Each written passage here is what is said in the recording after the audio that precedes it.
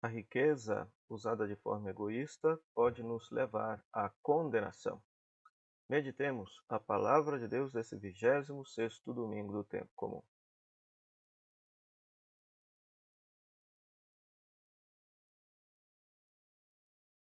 Olá, querido irmão, querida irmã. Sou Padre Frei Inácio José, pároco da paróquia de Nossa Senhora das Mercês, Arquidiocese de Belo Horizonte. Seja bem-vindo ao nosso programa O Pão da Palavra, seja bem-vindo ao nosso canal Palavra de Redenção, no qual nós vamos meditar a palavra de Deus proclamada neste domingo.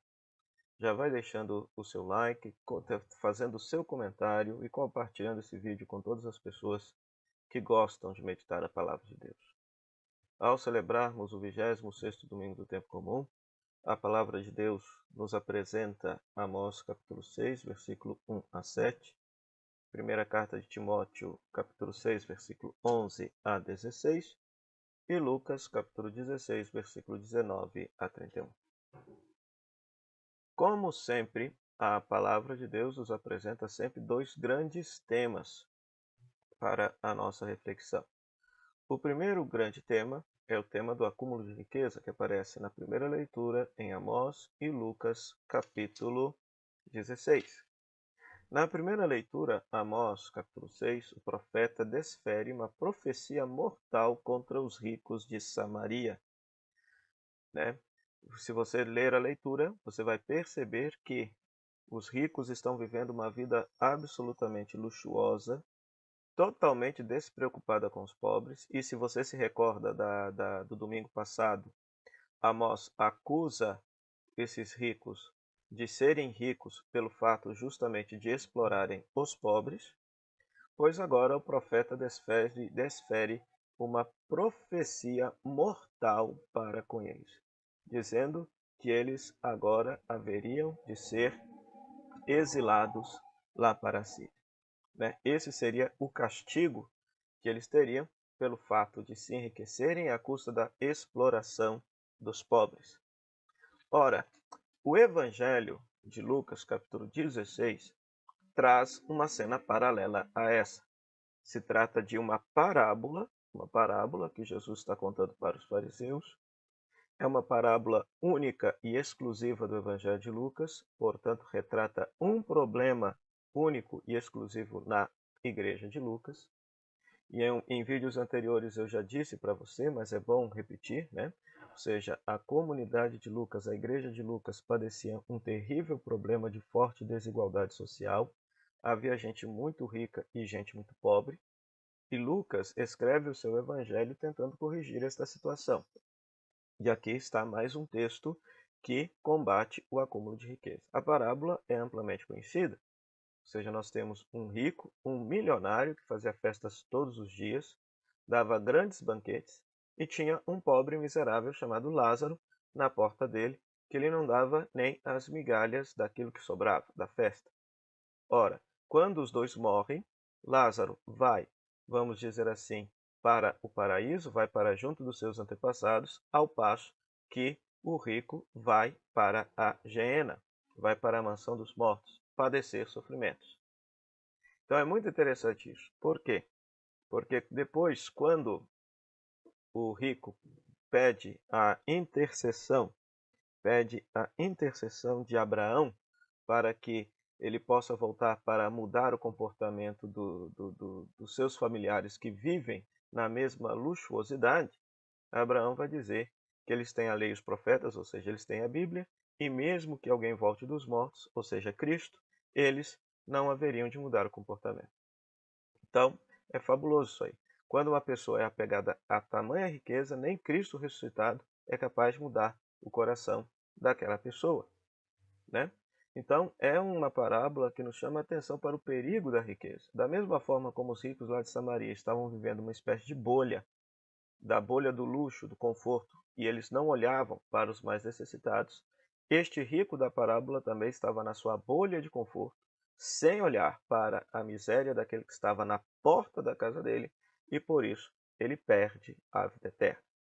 Essa mensagem é plenamente atual. Nosso Brasil vive uma forte desigualdade social, e nós, no mundo da virtualidade, no mundo das redes sociais, podemos constituir as nossas bolhas, que de certa maneira nos fecham os olhos para perceber a dor e o sofrimento dos outros, mas que esta parábola nos sirva de exemplo, que essa palavra nos exorte a uma mudança de vida, a uma mudança comportamental.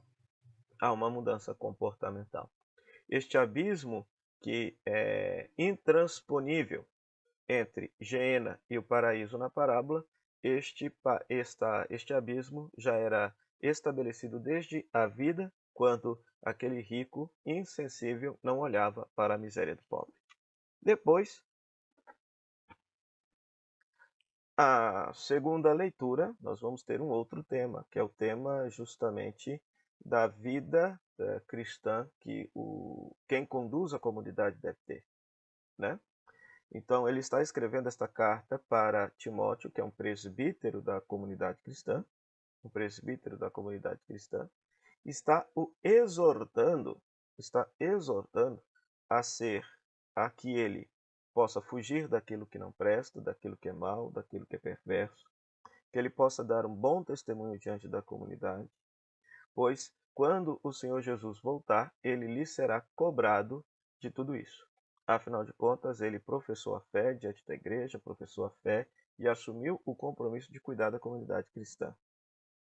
Então, nesse sentido, queridos irmãos, queridas irmãs, a segunda leitura nos inspira novamente a rezar pelo clero, pelos padres, diáconos e bispos, para que possam verdadeiramente viver as virtudes cristãs, não se apegarem ao poder, não se apegarem à riqueza, e verdadeiramente viverem o seu ministério, a sua vocação de serviço ao povo de Deus, na simplicidade, na austeridade, no testemunho coerente do Evangelho, como tanto tem nos ensinado o Santo Padre o Papa Francisco, que eles possam ter o cheiro das ovelhas, né? Possam ter o cheiro das ovelhas, né?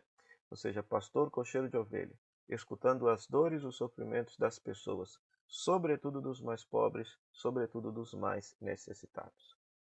Nesse sentido, nesse dia consagrado ao Senhor, peçamos ao Senhor, portanto, que abençoe todos os padres, diáconos e bispos, para que possam ser bons pastores vivendo as virtudes cristãs. E coloquemos também essa terrível situação de desigualdade social pela qual o nosso país padece, né? A palavra de Deus hoje é absolutamente clara. Quando as pessoas ficam apegadas às suas riquezas a tal ponto de serem insensíveis à dor e à miséria do próximo, não sabendo compartilhar aquilo que tem para amenizar e dar dignidade para a vida dos mais sofridos, isso trará terríveis consequências para nós. Isso trará terríveis consequências para as pessoas. Da mesma forma que lá na primeira leitura os ricos de Samaria padeceram o exílio, o rico da parábola padeceu o inferno. Foi exilado da presença de Deus, né? Que Deus nos livre dessa desgraça, que Deus verdadeiramente possa ser o centro absoluto de nossa vida e que a partir de Deus a gente possa administrar e usar os bens deste mundo. Para isso, queridos irmãos e irmãs, rezemos. Oremos. Ó Deus, que mostrais vosso poder sobretudo no perdão e na misericórdia, derramai sempre em nós a vossa graça, para que, caminhando ao encontro de vossas promessas, alcancemos os bens que nos reservais. Por nosso Senhor Jesus Cristo, vosso Filho, na unidade do Espírito Santo. Amém. O Senhor esteja convosco, Ele está no meio de nós.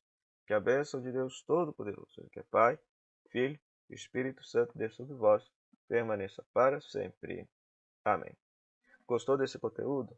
Então dê a sua curtida, teça o seu comentário, compartilhe com os seus amigos. Se você não é inscrito nesse canal, seja inscrito nesse canal, pois todos os dias nós estaremos trazendo conteúdo bíblico, de estudo bíblico e aos finais de semana a meditação da Palavra de Deus, a homilia dominical. Que Deus te abençoe hoje e sempre e até o próximo programa, o Pão da Palavra, se Deus quiser. Tchau, tchau.